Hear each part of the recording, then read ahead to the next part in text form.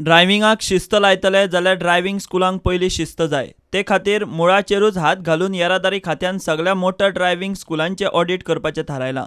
खात्यान international centre for automotive technology Gurgaon Haryana हे एजन्सीक ऑडिटाची जबाबदारी दिल्या। हे ऑडिट करतना ही एजन्सी ड्रायव्हिंग स्कुलांची सुवात, ड्रायव्हिंग शिकोवपी इन्स्ट्रक्टरांचें शिक्षण, तांचे किट्स आनी मोटर ड्रायव्हिंगा विशीं गजाली तपासतली।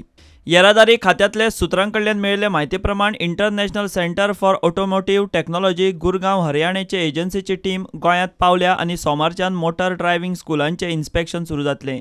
उपरांत तो ऑडिट रिपोर्ट येरादारी खात्याक दितले आनी हे ऑडिट रिपोर्टांत जर खंयचेय मोटार ड्रायव्हिंग स्कूल चुकीचे पद्दतीन चलता म्हूण कळ्ळ्यार ताचें लायसन रद्द करपाची प्रक्रिया सुरू जातली। गोंयांत 135 मोटर ड्रायव्हिंग स्कुलां आसात।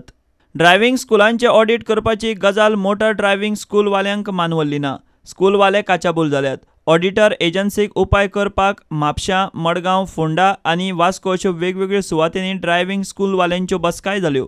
एजन्सीक कोर्टांत आव्हान दिवपाचोय प्लान तांचे तकलेंत घोळटा।